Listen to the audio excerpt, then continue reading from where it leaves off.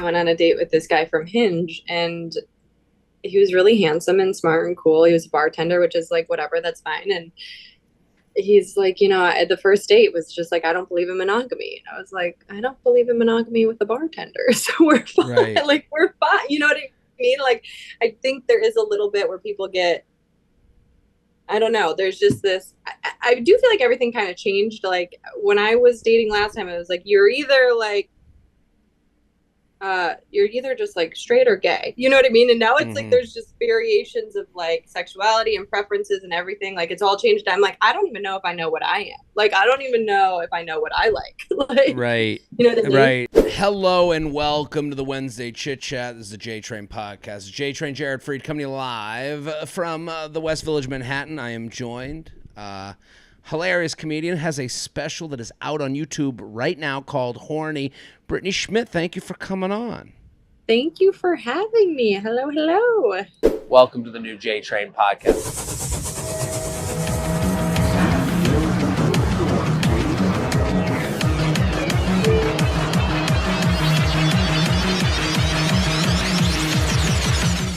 What's going on? Where are you coming from? What are you doing? I'm in Beverly Hills.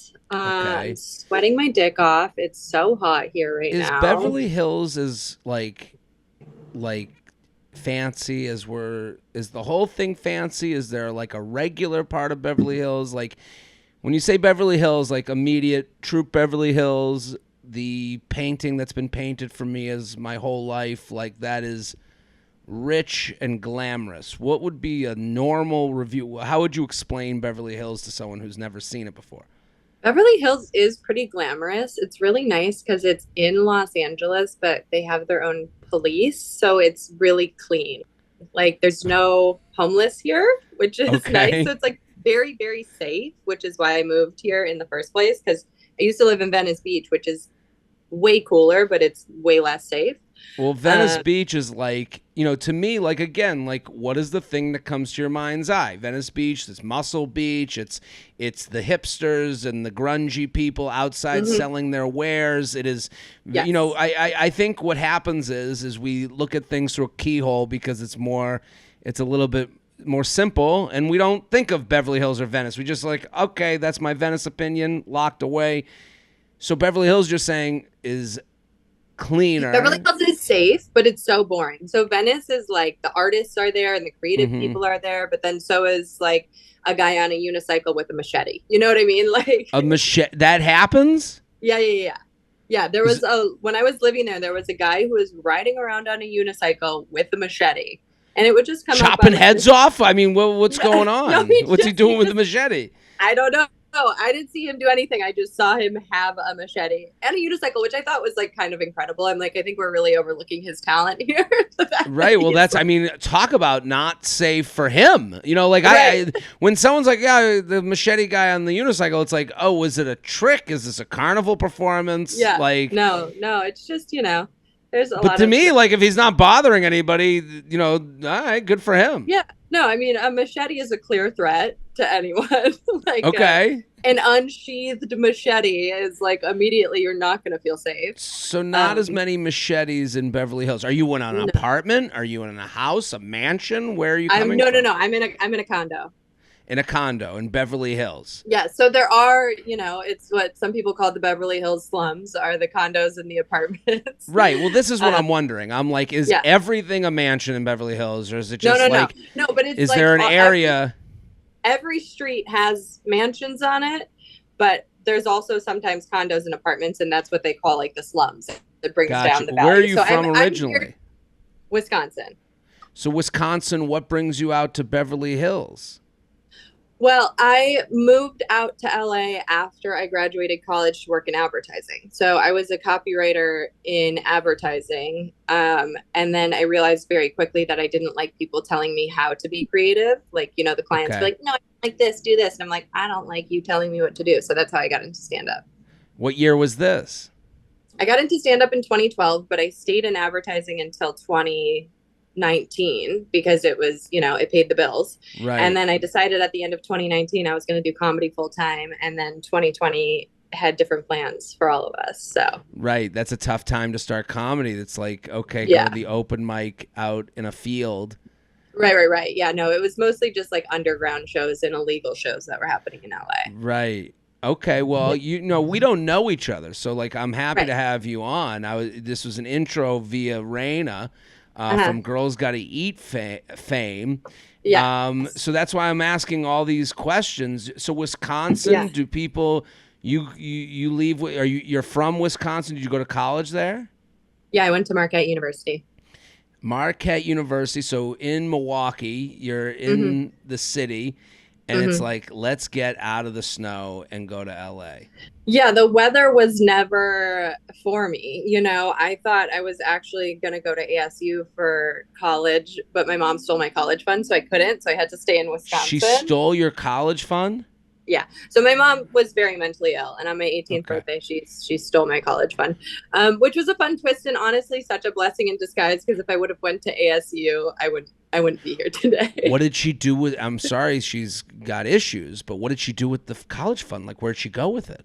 Oh, nobody really knows. When she took money, it would just kind of disappear. She was kind of in over her head on a bunch of real estate, so I think she just Gotcha. used it probably to pay her bills. Yeah, I mean, that's the best perspective you can have as a blessing. You're like, okay, mom might have taken the college fund, but it also like made it so I could like be a functioning human being that went to college as opposed to Yeah, ASU. I think yeah, ASU where they do like naked runs and everyone has chlamydia and gets Right. it's sketch. So Many more machetes on unicycles. So hmm. now the special is out right now. It's on YouTube. It is called Yes, Horny. horny. Why did you call it Horny? Well, I originally called it horny for the sweet release of death. Mm, Um, but then a comic told me that she had named her special horny for death like 3 years ago. So I had to cut the okay. end of it and just do horny because I had already been promoting it as horny for the sweet release of death. And then I was like, it's easier to just cut it to horny. And, the special is about like, I got divorced, I'm dating again. And How yeah, long were there's you a lot, married for? 5 years How'd you meet him? in advertising. So the advertising agency that I worked at when I moved to LA was owned by Kobe Bryant, and it was like a really great group of people. And I was doing copywriting and creative recruitment, and I recruited him. He was an art director, and when I recruited him, I was like, oh my god, this would be like the man of my dreams. He's funny, he's smart, he's great. He was married to someone else though. So we just were friends. And then when they got divorced, we started dating and got married pretty quickly. How quickly? We dated for 2 years. And you're married. How old were you when you got married? 28. So you get married at 28, pretty normal age to get married. And then you're Yeah. married for 5 years. Yeah. And do you have kids? Is that part of the No, no, no. conversation? No, no. A lot transpired in 5 years. So my mom actually killed herself 3 days before my wedding. Oh my God, And I'm so sorry. This is like, we should have done some prep for this interview. no, it's okay. It's okay. I have jokes about it. Her and I were estranged at the time. I knew she was going to do it. She loved to ruin a big event. That was kind of her thing. Yeah, she ruined Um, college. She yeah. ruined, And she did that on the when she wedding. stole my college fund, she did that on my 18th birthday. So it's like, a big event. There's something with this, she was borderline. And I've noticed it with a lot of different mental illnesses where they like to take a big day and just hijack it. Mm. I have a lot of friends who have this experience with mentally ill people in their lives. So this is just, I knew something crazy was coming, but she ended up killing herself. And then I got sober. So after I got sober, I think, our relationship changed a lot. My ex-husband and I, like, I got sober, and then it took about a year for him to get sober, but he got sober, and we just kind of kept like shifting and growing and changing. And then, when we were together for about 7 years, we just kind of were going in different directions. Comedy is a pretty, it's a blood sport of a career. So being gone and being on the road, I wasn't able to be there in the capacity for him that he deserved. And I know he Were you wanted, so doing comedy when you met? yeah, but no, like I Right. did comedy, but I was in advertising. And then, like, when we met, because I was so happy and in love, I quit. I quit for 2 years Mm-hmm. to pursue my marriage and to like make the foundation of my marriage strong, so that I knew eventually I would go back to comedy, but I wanted to make the foundation of our relationship really strong, so that when I went back, it would feel safe and good. But when I went back, it kind of, I think he just felt a little abandoned. I've always felt when I see someone start comedy and they're in a relationship, I always had this assumption there was something wrong with the relationship. And Yeah. because I see it all the time with men. They'll, Yeah. they come into the open mic holding hands with their girlfriend or wife, and you're like, okay, well, why are you buying this lotto ticket? Like, Yeah. what about your career and the next phase of life? And like, I would have a lot of questions as the other person, like your ex-husband. I'd be like, wait a minute, why do you need to do this? What scratch itch isn't being scratched in this house? I understand that. And I always think, I'm like, the time is ticking, right? Was that for the same for you guys? Do you feel that like, you go into comedy and it's like, maybe this is my problem, but it's really that I'm getting away from the ones at home? Um, it's such a tricky.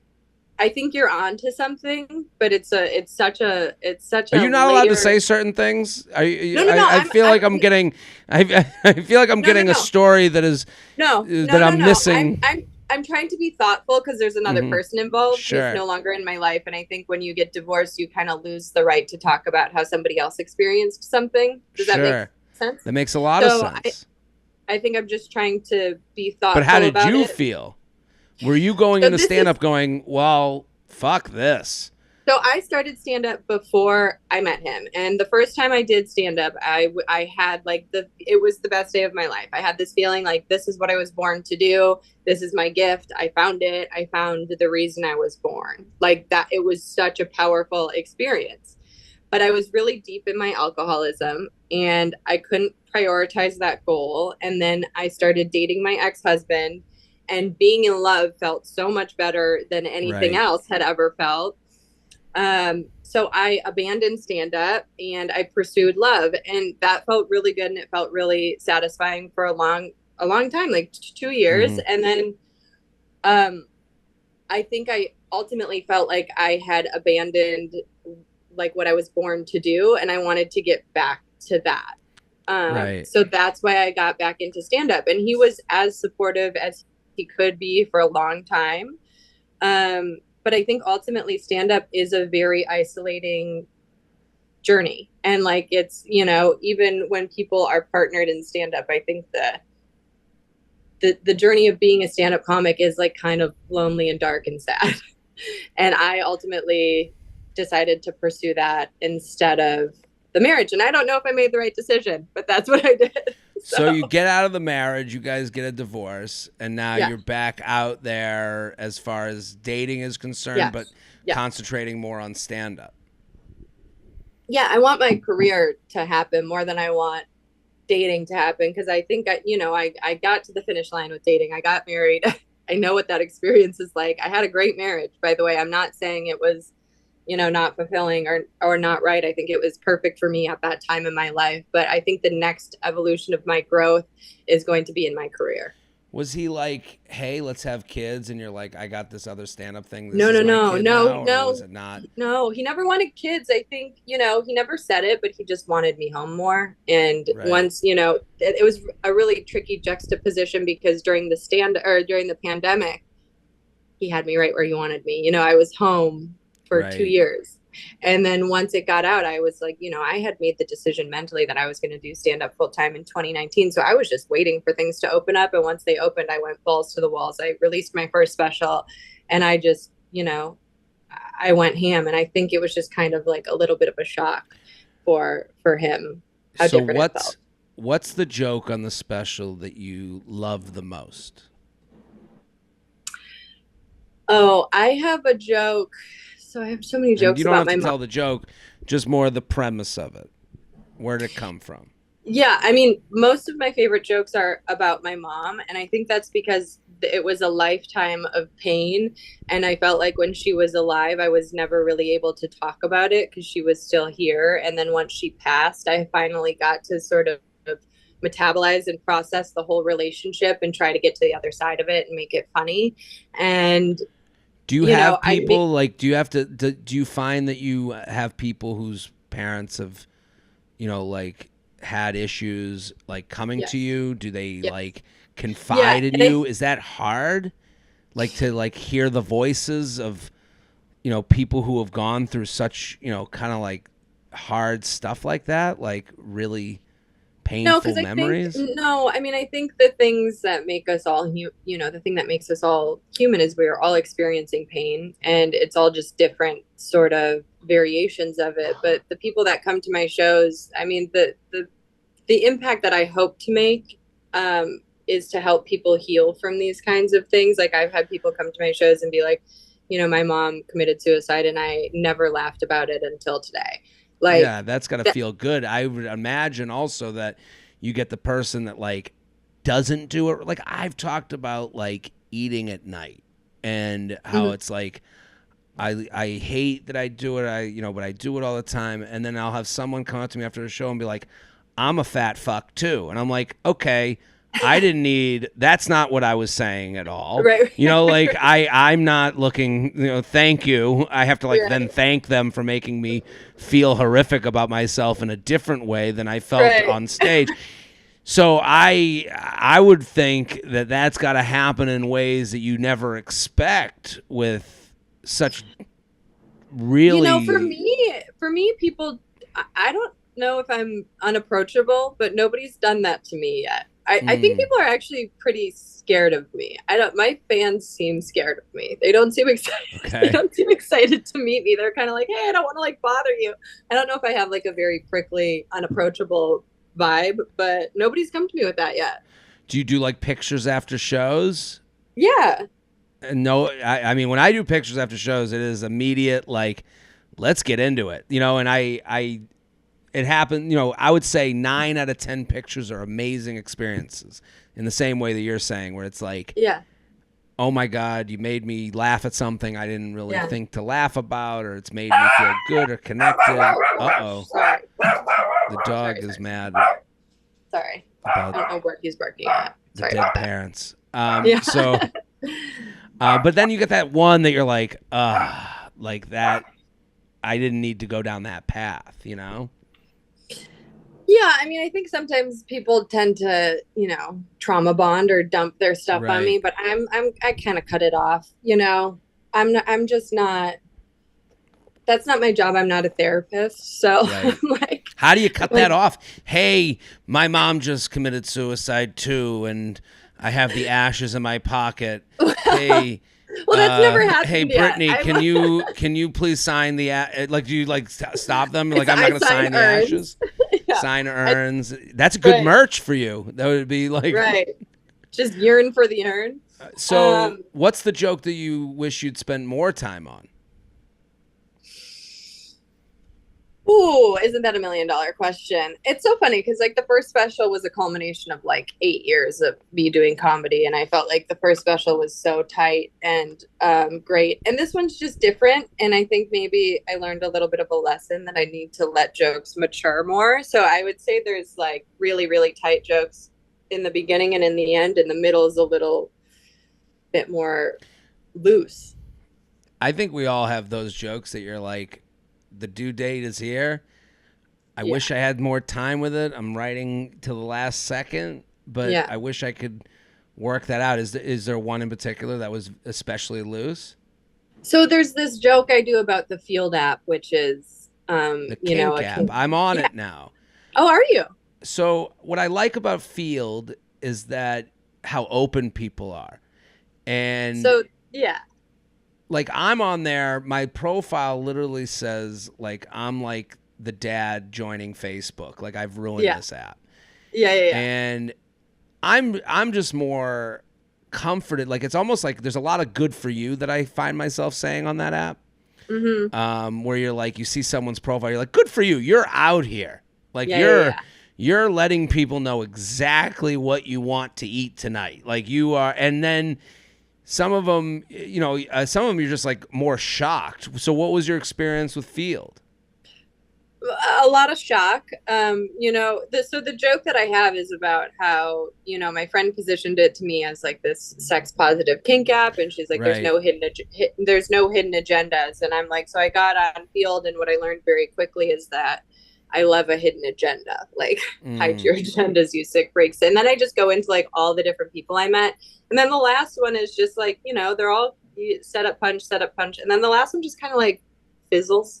Like I'm talking about this guy who's Switch, and the conversation that we had, and like the punchline wasn't strong enough to finish what was a 2.5 or 3 minute bit. You know what I mean? So it's just like right.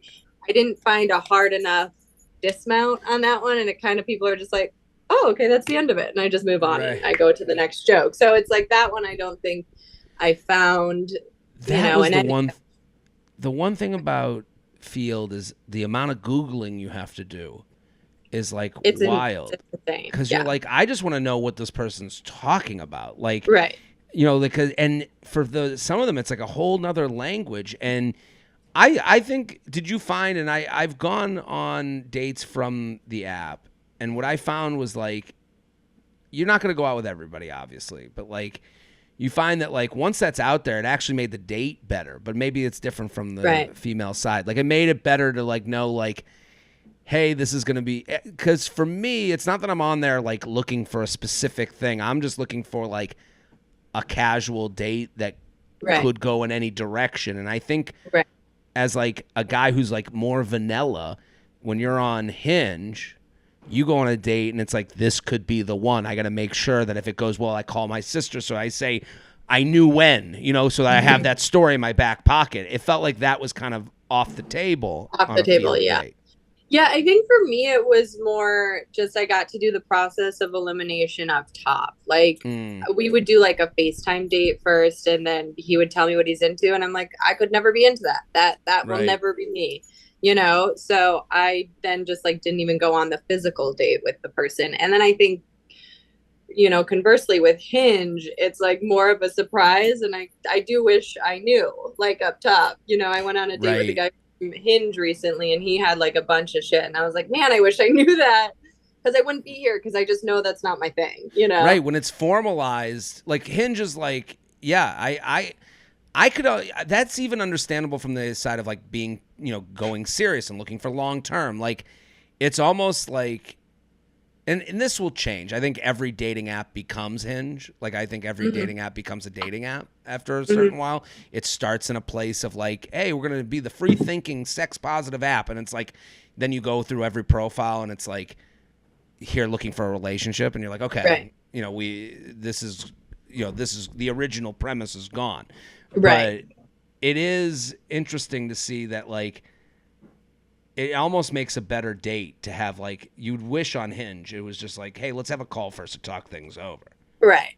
Right. Yeah. Let's make sure we're aligned. Right. It's funny because I went on a date with this guy from Hinge, and he was really handsome and smart and cool. He was a bartender, which is like, whatever, that's fine. And he's like, at the first date was just like, I don't believe in monogamy. And I was like, I don't believe in monogamy with a bartender. So we're fine. Right. Like, we're fine. You know what I mean? Like, I think there is a little bit where people get, I don't know. There's just this. I do feel like everything kind of changed. Like when I was dating last time, it was like you're either just like straight or gay. You know what I mean? And now it's like Mm-hmm. there's just variations of like sexuality and preferences and everything. Like it's all changed. I'm like, I don't even know if I know what I am. Like I don't even know if I know what I like. Like, Right. you know what I mean? Right. I mean, that's also, the LA of it all too. Like, Yeah. you kind of, once it's allowed and it's in the air, then anyone can just, it becomes the fact of the conversation. Like, Right. it just becomes a part of it. Like, so what are you looking for becomes more of a, I remember we went to San Francisco. I thought it was so interesting that we did a live UL podcast, Mm-hmm. which is my other podcast where we do dating talk. And we had there was women that were in the crowd that were very frustrated by ethical non-monogamy Mm-hmm. because in a town like San Francisco, very liberal area, you want to be nice to everybody, but they Right. were like, these men were basically like ethical non-monogamy. It was almost like the get out of jail free card. It was like liberal fuckboy. Like you could just say I'm an ethical non-monogamy, and then it's like gotcha. Like if you're against that, you're an evil person. They're like, how do I get around such a thing?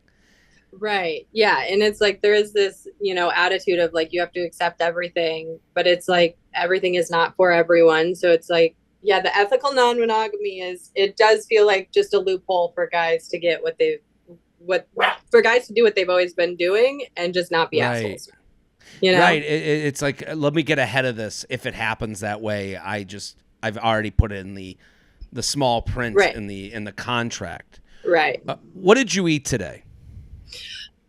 I had two fried eggs.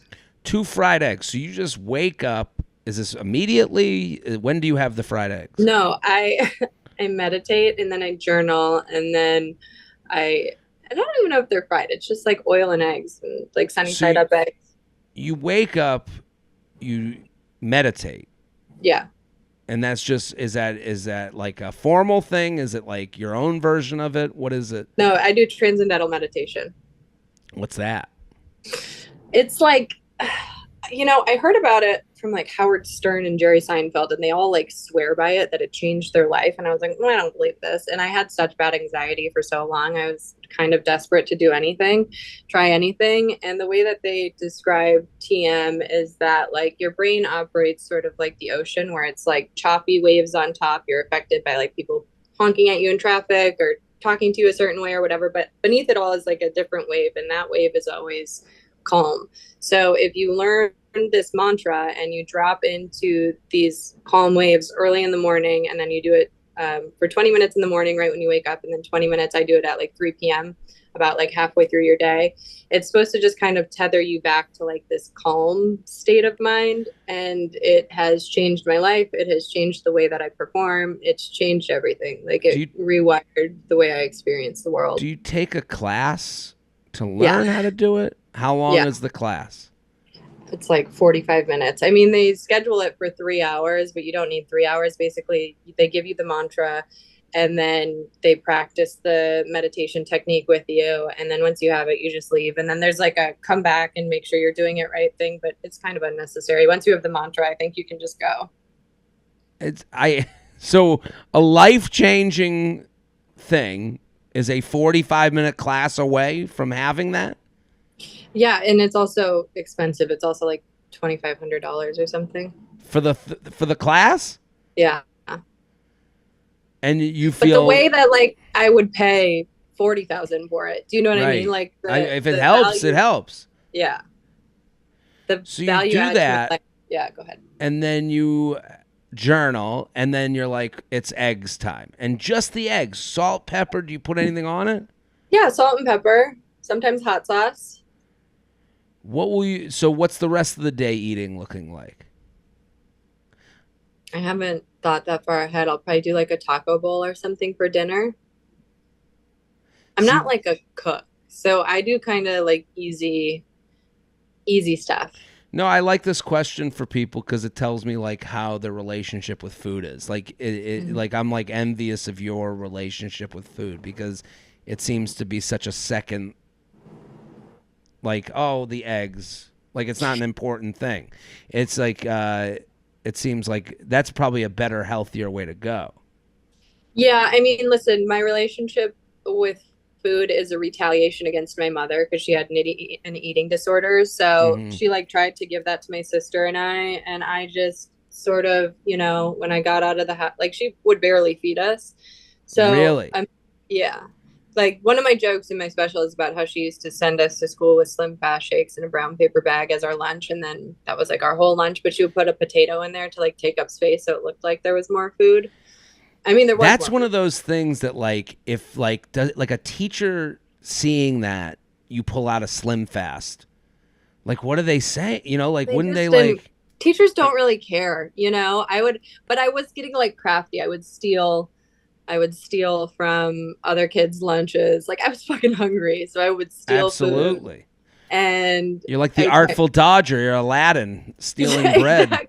exactly. Yeah. And I always wanted everything my mom said I couldn't have. I always wanted really badly. So when I got to college, I started eating like McDonald's all the time and just eating like atrociously. And then, you know, it sort of all just like leveled out in my late 20s where I just stopped eating like defiantly because I would describe my eating patterns as defiant for about 10 years after I got out of her house. And then after that it just kind of, you know, I grew up, I matured, and I'm like I want to do what I want to take care of my body. Sure. No, I like, but I just wake up, 2 eggs, we're good to go. Like, I need more of like a production. Like, I made eggs, but it was like egg whites with like, I had like chopped stuff in it. It had to be like I think it's more a hand to mouth thing for me, where it's like 2 eggs. Once it's done, I'd be like, how is that over already? Like, I need more Right. volume. Right, That right, would be right. my issue with 2 eggs. It's not that 2 eggs isn't enough. It's that it wasn't enough time spent, Yeah. that Yeah. the ending was depressing to me. Well, I get it. Brittany Schmitt, thank you for coming on. This was fantastic. We want everyone to go check out Thanks. the special. It's called Horny. It's on YouTube right now. At Brittany Schmitt on all social media. Go follow, get involved. The special is out. It's out. It's hilarious. It's waiting for you to watch on the couch or on your in your bed or on the toilet. That's the beauty of this day and age. You can watch it anywhere. Go watch it. Enjoy it. I'm Jared Freid. We'll be back. We'll be back tomorrow with a little bit of talk of the Page 6 Thursday. So, boom.